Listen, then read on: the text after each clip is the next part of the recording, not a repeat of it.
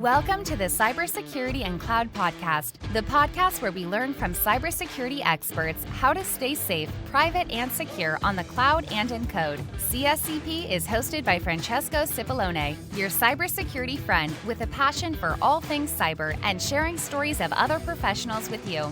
Let's dive in.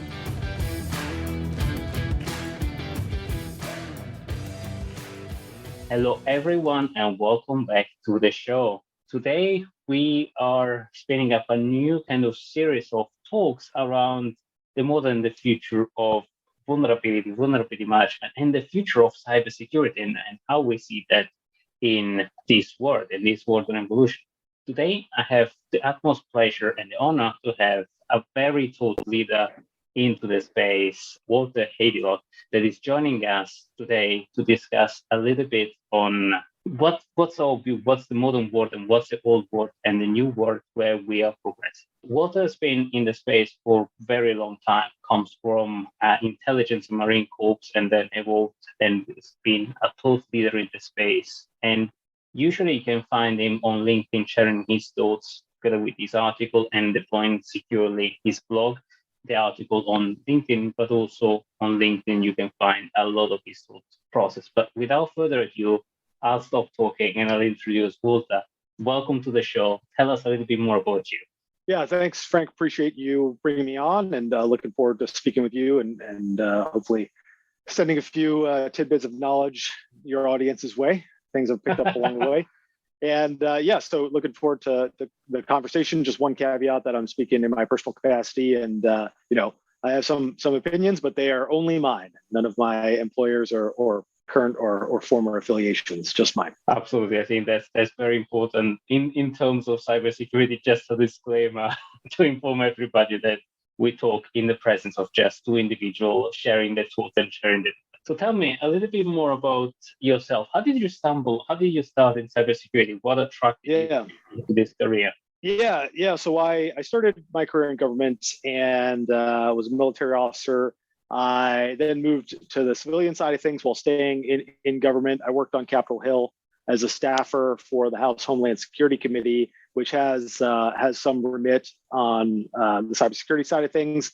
I did a really interesting investigation into the Department of Homeland Security, how they kind of run their information systems and data sharing and things like that. That report was published a while back, and then decided that I wanted to move into the private sector. I went to business school and then started working as a product manager at a relatively large publicly traded company, doing software in a relatively safety critical space, industrial Internet of Things. And that really kind of honed my awareness of the threats and the challenges that the software world faces. And that's where I started developing my strong opinions on vulnerability management. Obviously there's a lot of scrutiny on those types of products. And then after that, I moved over to a data governance startup where I currently am, and am focused on kind of another side of security, on the data privacy and regulatory compliance aspect, but at the same time, even security products need to conduct vulnerability management and patching and things like that. So keeping one foot in that realm as well, and then also started blogging last year on vulnerability management and cybersecurity risk management issues, and have been really enjoying that. I find a lot of good engagement from folks I interact with, and get a lot of good ideas from them, and try to package that all up and into something that's useful to other folks. And one person who I forget who it was, but mentioned that it's good to write a blog even if you're just writing notes to yourself, because you've got a public record of all the things that you think, and you can question them and interrogate them and make sure it all makes sense. Yeah, committing things on paper, I love that because it clarifies your thinking and it keeps you accountable and honest with yourself. Exactly. Especially if you don't miss the line of thought. And maybe on that space, how did you find the move from the more government space, the more restrictive space that is traditionally government, into the more public space? What did you like? What didn't you like?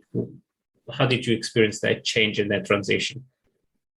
Yeah, great question. So I think my government experience was pretty broad. Even though I spent potentially almost a decade in government service, so I got a lot of different perspectives. I'd say in some places the bureaucracy and all the unnecessary rules that you probably thinking of, that's all valid in certain areas, but in other areas, especially in the Marine Corps, the when the going gets tough, kind of the rules melt away a little bit, which is good.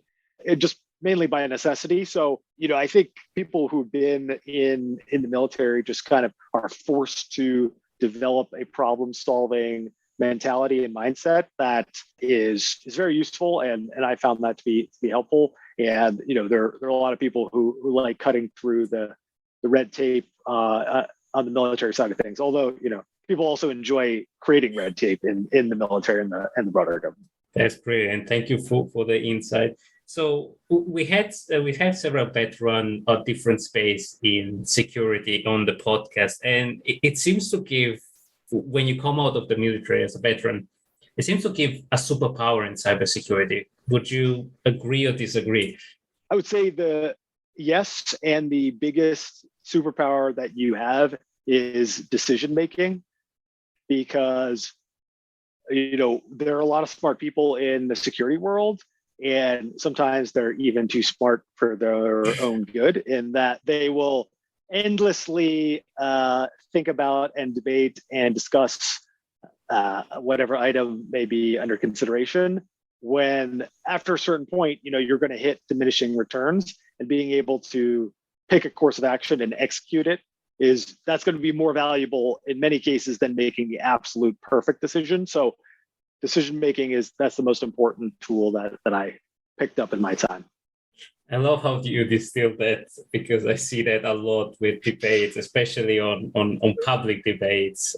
I see that a lot. And yeah, I appreciate that somebody coming from the military is like, okay, let's get it done. And do you think coming from the military, I mean, in your job in other locations, have that given you an edge in crisis management, or in rapid decision making, or rapid assessment of risk and assessment on the fly? Yeah, I would say so. Something that I picked up is, if you ever find yourself doing something twice, you should probably write down a process for it, because if you've done it twice, you're probably going to do it 3 times, 100 times, 1,000 times in the future. So being able to rapidly develop a process or a framework for how to tackle a problem, I find to be super helpful. And I'm sure you and all your listeners have been in those situations where there's a kind of a little bit new, a little bit novel situation, and it kicks off what I describe as an email avalanche, where people just start emailing, and the amount of responses grows and grows, and it's kind of hard to track exactly what's going on. So having just even a simple playbook, standard operating procedure, can really save you a lot of time during crisis situations when time matters. I really appreciate that. I think that's a tidbit of knowledge, a gem of knowledge that will, especially with COVID and a lot of the remote work, tend to escalate. And in those kind of situations, how do you find a path to an agreement? In cybersecurity, we tend to have endless debate with different parts of the business and the organization. How do you crack that shell and that egg? How do you find an agreement? Yeah, so I find that it's helpful to use the 4 techniques of risk management and kind of distill that down to with whomever I'm speaking. So if people express concerns about a cyber risk or a business risk, I'll say, look, there are 4 things we can do here. We can mitigate this risk, we can transfer this risk, we can avoid this risk, or we can accept this risk. Those are really your 4 options. I haven't heard of anyone voice any other technique that you can use with risk. Avoiding? And I'll say, avoid. No, avoid. That is no. You can avoid the risk, although from a business perspective, that usually means like exiting the market or shutting down your product. So that brings with it itself, that's some commercial risk you have if you shut down your SaaS deployment or what have you. So just clarifying that these are your options. And, well, I suppose one of the options is just make no decision, which sometimes people do make. And I would say that it's probably better to make a decision than not, all things being equal. But distilling it down to those four options, I think, is useful and kind of clarifies the problem Right. situation for folks. No, I like, well, it was more of a chicken tongue or tongue-in-cheek kind of joke where you say, I want to ignore the problem, but that's effectively is accepting passively the risk. Right, you are, yeah. You're accepting the status quo, at least. Right. And actually, on that subject, we saw a lot of talk of recent, especially in the last year, around quantification about risk management versus traditional vulnerability management.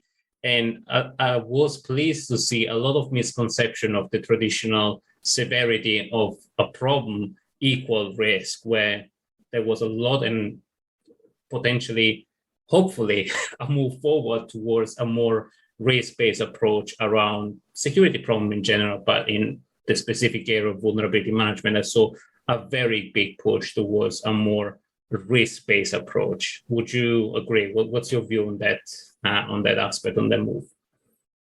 Yeah, I think that where we are in 2022, we have the tools necessary to apply a much more sophisticated lens to the problem of vulnerability management than we did maybe 5 or 10 years ago. And in a perfect world, I would say, if there's a vulnerability and there's a patch, then patch it. Pretty simple, right? Fix it, right? Just fix it, right? It's easy. Just do it. I completely agree that it's the simplest. I don't think it's the easiest, but it's the simplest solution. But then you get into situations where, okay, the business is worried about downtime due to breaking changes in the patch, or there are 70,000 vulnerabilities in the network, and the IT team can't apply patches.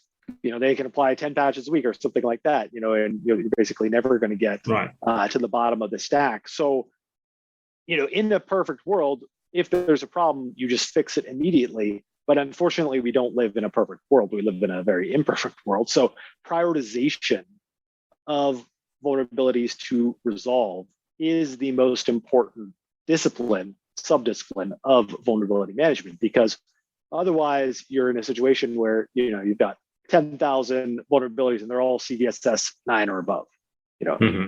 I agree that's bad. It's suboptimal, but we need a way to go through that stack in a manner that is more sophisticated than just saying fix everything. Right. And I really like the fact that you mentioned, it's easy to say just fix it, because a lot of security team are traditionally just pushing SLA and service level agreement or service level objective, where they just say, you have 5 days to fix vulnerability, without understanding the ripple effect of that, business effect and other stuff. Would you say that, the fixing things or just fix it is actually a business problem rather than a security problem, and is misseen as a security problem? Yeah, I would say, well, it often becomes a business problem when when the engineering team's like, well, we'll just drop everything, and the finance folks or the product team is like, what are you doing? You can't stop new feature development. So I would say it is an over-indexing on one type of risk, on cyber risk. It is saying that, under no circumstances will we tolerate any chance of exploitation. Although I would say in the vast majority of cases, there's actually zero chance of exploitation for a lot of CVEs, barring some crazy set of circumstances.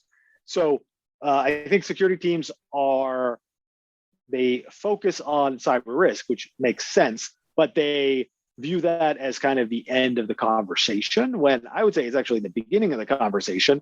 And that's why it's, in my opinion, you should not have security leaders being responsible for those risk management decisions. Those should be business leaders who are accountable for the entire picture. Those are the ones who should be making the decisions. The security leaders are advisors. They will say, here's the probability, here's the severity.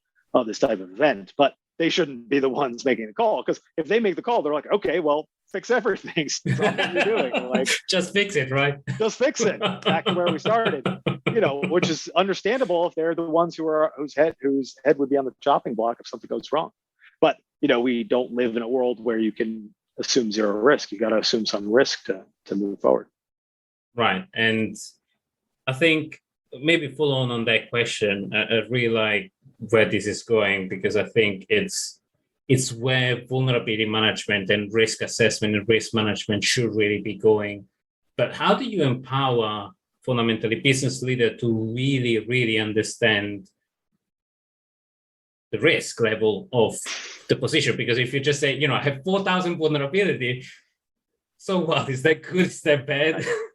Right. Yeah, that's a great point. And bottom line, I think security professionals need to speak in terms of dollars of risk, or Bitcoin or pounds or whatever unit of currency that the business is using. That's really how you need to communicate, because otherwise a business person whose specialty is not security is going to look at a statistic like 4,000 vulnerabilities and have no idea what it means. In their mind, the first time they hear that, they're like, how haven't we been hit, hundreds of times? Why aren't we completely locked up with ransomware? Why isn't all our confidential information out in the public sphere? Like, how could it be that we have so many vulnerabilities, but we haven't been hit? Obviously hit. And, it takes a lot of discussion to say, well, actually only 5 to 10% of these are truly exploitable. And, of those, we have compensating controls for some of them. However, these top 3 or top 10 or whatever, these are actually really bad. And this is a concerning situation. And we need funding to fix this, or we need to pull this product line down, or, what have you.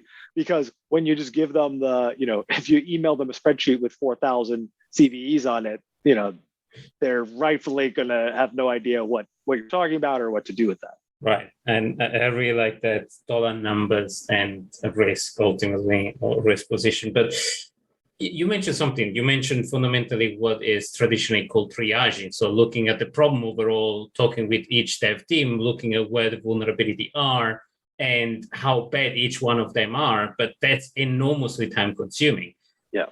Sometime, and usually application security specialists or more infrastructure traditional patch management specialists are a rare commodity in organization. You usually have one for if you're lucky, for 100 developers. If you're unlucky, you have one for 500. So it's difficult to scale, I think, and we have a problem of scale where I think traditionally, and I want to reconnect to the old versus new world where we're going. Traditionally, we've always been stuck on looking at the problem in an atomic fashion, in a non-contextualized fashion that has created, maybe the cumulative problem that we have right now. So how do you see us going forwards? How do you see the world going forward in this kind of new modern world? And do you agree that we're going to the right direction right now in this particular last couple of years? I definitely think we are headed in the right direction. I think we're going pretty slowly. Something that you're very familiar with, but I'm not sure your audience is the exploit prediction scoring system, which is a publicly available assessment of the likelihood of exploitation of every published CVE ever, if I have it correctly, which is an excellent resource that a lot of organizations, frankly, every time I mention it to a security leader, they say, "Oh, wow, that's super interesting. That's great." And so I really want to get the word out about it because it's such a great tool that can really allow you to do that bulk analysis of the thousands of issues. And again, it's not perfect. It's a heuristic measure. It's something that is generated by a machine learning algorithm. Right. It's not necessarily going to take into account the peculiar aspects of your network, but all things being equal, it allows you to do a rank ordered assessment of the problem of the vulnerabilities in your network pretty quickly, especially of tens of thousands of them. And then you can go to the top of the list and say, that's where you can focus your technical resources to do investigation and mitigation if appropriate. So I think we're headed in the right direction. I think we're headed slowly. And, I still do see a lot of reactions where it's, well, you have 50 criticals in this software. And then, you respond and you say, well, here's XYZ, here's our response. And actually, that scanning tool detected something that was like published in 2008. So that's not even in our product. Like that product line's been discontinued, or the CVE is logged against some very, very narrow set of circumstances. Like, it's just, you need to do a side channel attack to get to take over the victim process. So yeah, I think we're heading in the right direction, but slowly. Right. And yeah, thank you for the shout out for EPSS, because First doesn't do enough marketing on that, but it's changing slowly. It's changing slowly. So, like you, we're part of now the group of EPSS, and we finally have a logo, or maybe have a logo. So there should be some more marketing and a publicly available API that everybody can use. And that's huge. That is massive. And I think the data get refreshed every week, every day, can kind of get digested and calculated. So it's in absence of contextualization, that gives you kind of the prediction score. I don't necessarily agree on the percentile, but that's a whole tradition, a whole different story. But in all things considered, that gives you a good idea of, is this thing exploitable, yes or no, in the wild, and what thing should I focus on more and more.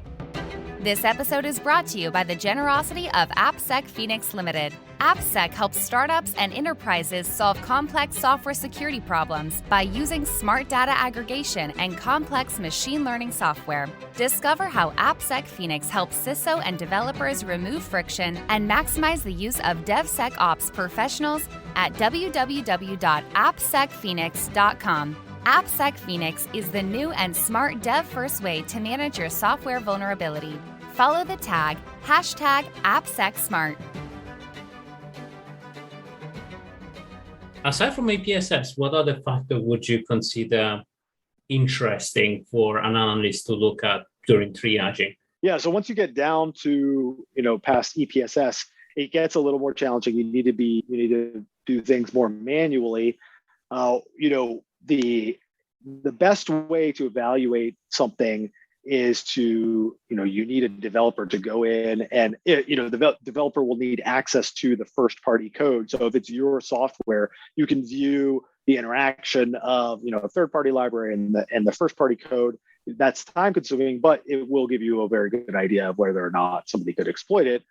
So you can rule things out. Looking at vendor advisories and open source advisories about vulnerabilities is super helpful. Unfortunately, there's not really a scalable way to do that, because a lot of these are in free text or non-machine readable formats. But there's one Ubuntu vulnerability that I love to cite because it's a CVSS 9.8. But if you go to the Ubuntu, if you scan it and you find it in Ubuntu, pops up as a critical, it's like, oh man, this is a big deal. But if you go to the Ubuntu page, it says, well, actually, this is only exploitable if you remove a patch that is applied by default for all builds of Ubuntu. So, to me, that's almost like not a vulnerability. It's not actually a vulnerability. That's like saying, if you have a publicly accessible RDP port, you're going to get hit with ransomware. Well, yes, I agree with that statement, but maybe we need to have a user education session to say not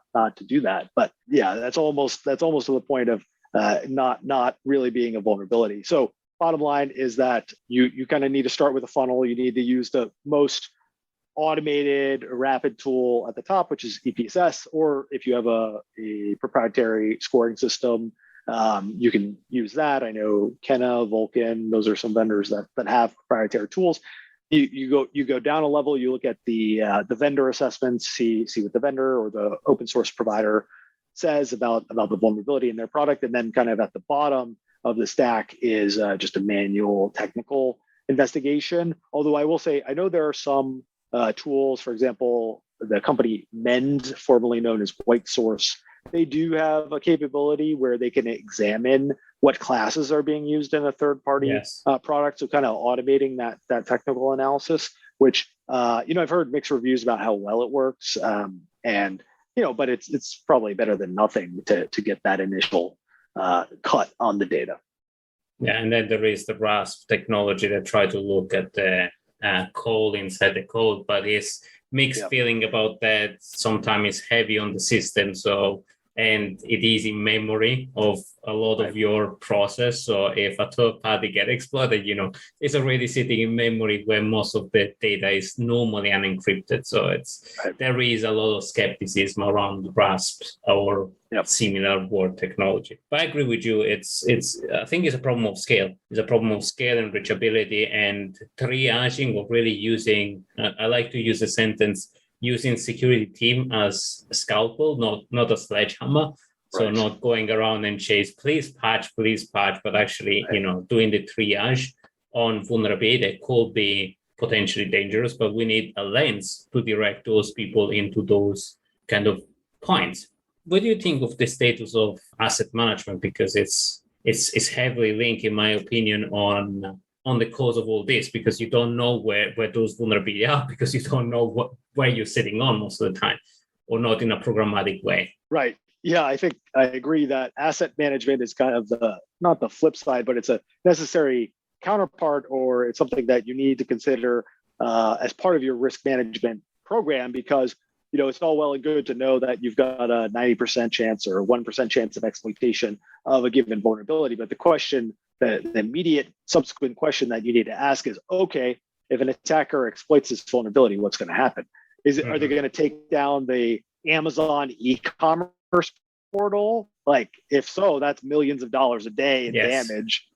So, you probably, there are a lot of, any sort of purchase or, remedial activity that you need to take is probably going to be worth it in that case. Or is it some, random leaking metadata from some other cafeteria portal from the cafeteria? Yeah, I actually use that analogy a lot. Like, can they see tomorrow's menu instead of today's menu? Oh, my God. Yeah. Okay, maybe that's not really that big a deal. But you won't know that unless you know about the assets that are underlying the network. And that's actually where security professionals kind of potentially lose credibility and just don't know what's going on. It's not necessarily their job to understand deeply the business value of the assets they're protecting, because that would take, the business owners will probably need to do that, but they should have an idea and they should be able to speak intelligently about how does this company make money? How could we lose money? What's our number one corporate priority? And then you can drill down into the granular level and see okay, well, if this VM goes down, that's a major problem. But if that VM or that database gets corrupted, it's bad, we should avoid it, but it's not going to be the end of the company as we know it. Yeah. And I think I totally agree with you. It's a business problem, but that affect particularly security, because you can't scale. And sometimes security professionals don't even have remotely the time to even discuss and say, what system am I working on? Right. And then that's one of the reasons why they burn out. My fear and I want to hear your opinion about it, is, we train security professionals for a lot of years, and the new generation now get faced with an enormous complex system. And I was chatting literally the other day with a young professional that was speaking, how do I get in zero trust without even understanding how the basic networking fundamental works? How do we face the new millennia with, the new generation coming in that needs to pick up the pace with a very, very, very complex stack? What's your opinion on it? Yeah, I think, there are the technical aspects, and then there are the philosophical aspects. I think people jump pretty quickly to the technical aspects without diving into the philosophical ones first. So understanding, what am I trying to do here? I ask that question frequently in my personal interactions. What's our objective here? People will index heavily and say the tool found this, or there's this signature, or there's this port open, or and those are important pieces of information to have, but you should really start with what is our objective here? What are we trying to do?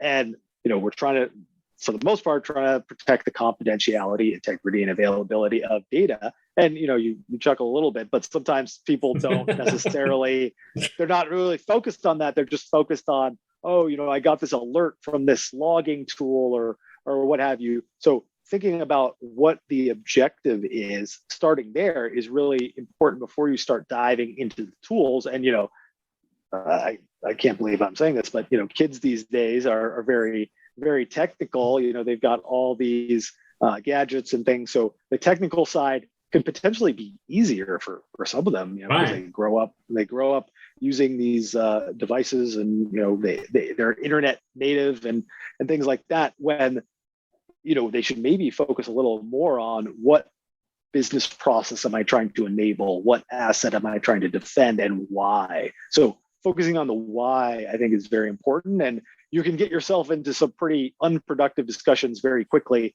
if you just start debating. You're arguing over what the tool found, which that's not really a debatable point, but the question of what does it mean, that is debatable, and that's really what is important. I love that, because I think it's true. We might focus on the burning fire, on the how, but without thinking about the why we're doing a specific thing. And by asking the why question, we underscore or unravel a lot of motives, or it gets out of the firefighting. You need to, the common one that I hear between security professional and developer is, prove me that this is exploitable. Develop and exploit without understanding what are we doing here. Right. I like the why. And maybe reconnecting on that, what is maybe between the traditional qualitative versus quantitative approach on risk? What is, in your opinion, the one that works best in the conversation between security professional and the rest of the business? All things being equal, speaking with precision and using numbers is preferable in my opinion. Now, there's a certain amount of overhead that it takes to generate those numbers in the first place.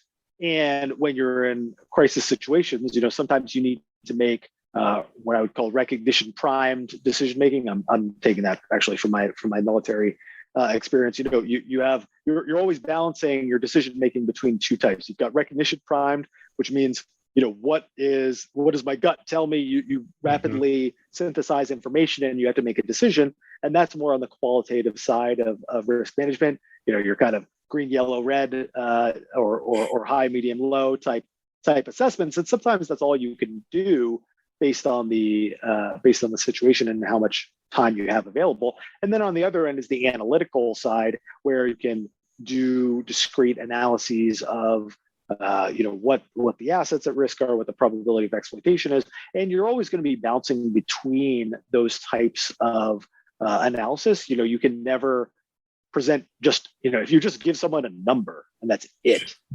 A person won't understand. Yeah, what's the context? What does this mean?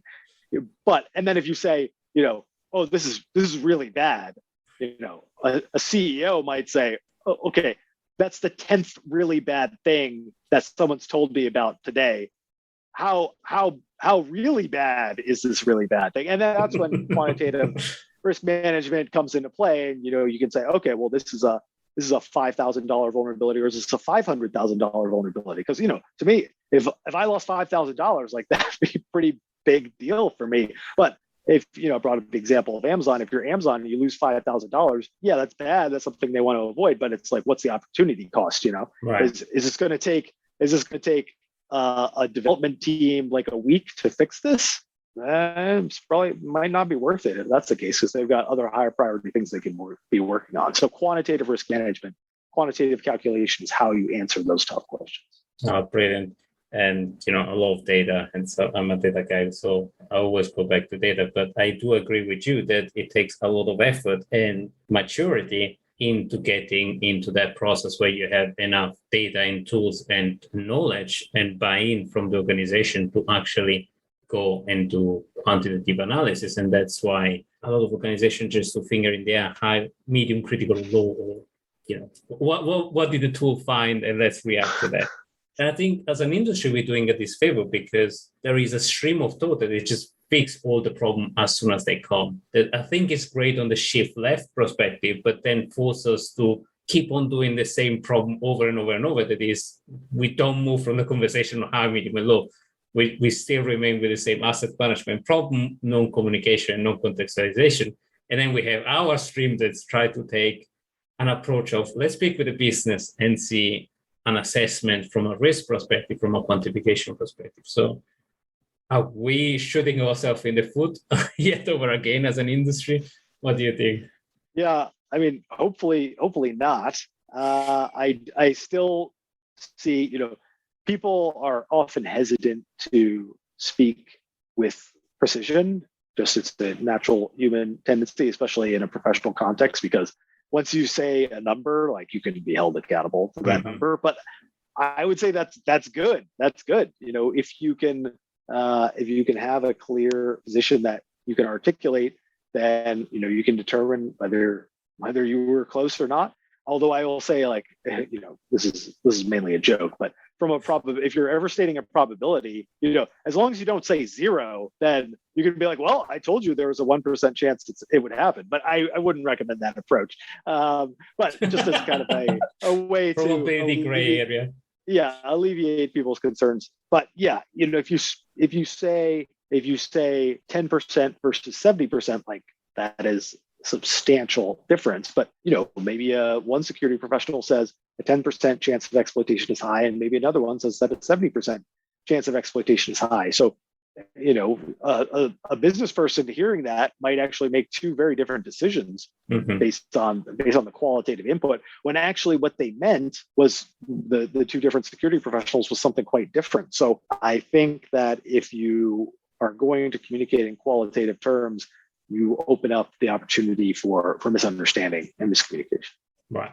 But data can be helpful in that case, but unhelpful on the other case, because there isn't a broader understanding of what is that data. That's why, from a personal perspective, I love risk, because everybody understands risk. So a scale of risk, and then how you calculate and maybe familiarize the business on how you calculate their risk, enables everybody to make an opinion, even though they don't know what's sitting underneath or what file is sitting underneath. There is a whole topic of discussion and debate on how accurate are you calculating the risk, but there's a whole different podcast, I guess. Sure. I mean, and I agree. No, you're never. I mean, you can look backwards if you've got a big organization. You can look over the past 10 years and say, like, oh well, how many incidents did we suffer, and things like that. And it's never going to be. You're never going to be a perfect predictor of risk. But if you're generally close enough. There's a lot of research too that it shows if you give specific goals, you're much more likely to hit them than if you give vague goals. So I think that's just a useful technique. No, that's brilliant. And maybe now that we're coming close to the conclusion, what is maybe the 3 advice that you will give professionals that are looking at the problem and a bit confusing because maybe they're starting in the vulnerability management space, or they want to get better at it, or they find themselves completely overwhelmed in an enterprise with the complexity of the enterprise? What would be the 3 takeaways that in your career you've taken, military and non-military, because I love the mix of the two? Yeah. So first, I would say learn how to make decisions, because especially for junior folks, it's very intimidating to try to make a decision.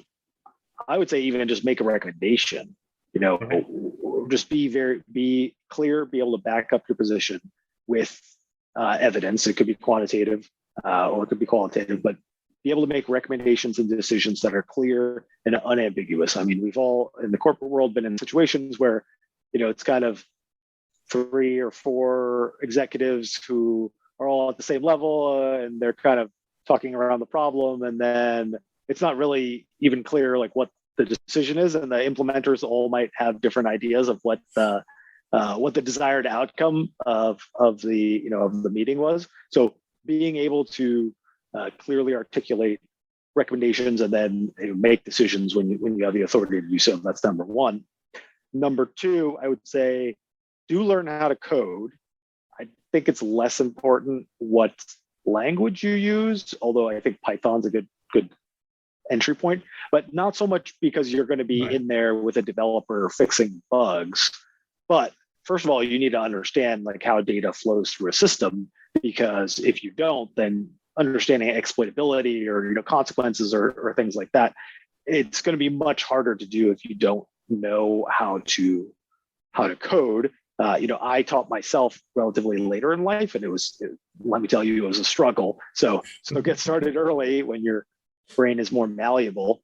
So that's number two. And then number three is from that, learn how to do data analysis, like just really basic stuff, extract, transform, load, being even on a spreadsheet, know how to do basic calculations and visualizations, because that is something that people will at least people need to contend with data if you bring it to them. If it's just an opinion or a verbal statement or I think, or in my experience, that's just very easy to write off. But if you show someone some data, then they actually need to engage with it. They need to say, oh, well, I disagree with how you're framing this, or you're using the wrong variable, or I have different data, or something like that. But being able to speak using data would be the third thing I would say. I love that. I love data backing, opinion backed up by data is much stronger argument. Brilliant. I think we come out of time. I really love the conversation. I think we touch on really key points and things that are really close to my heart.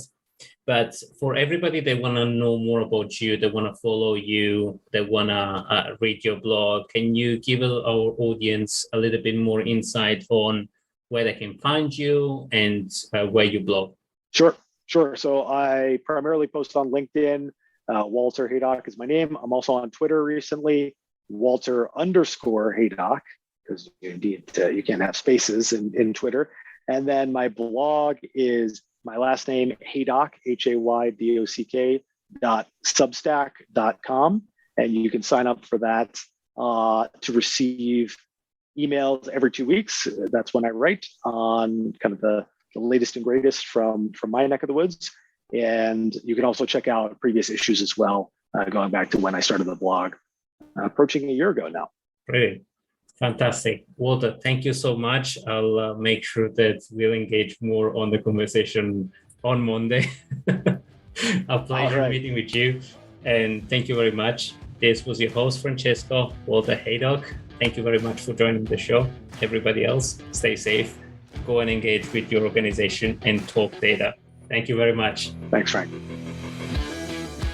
We hope you enjoyed today's episode. Please leave us a review on Apple Podcast and post it on social media tagging Cybersecurity Cloud Podcast for a chance to win a $100 Amazon gift card. Discover other episodes at www.cybersecuritypodcast.com.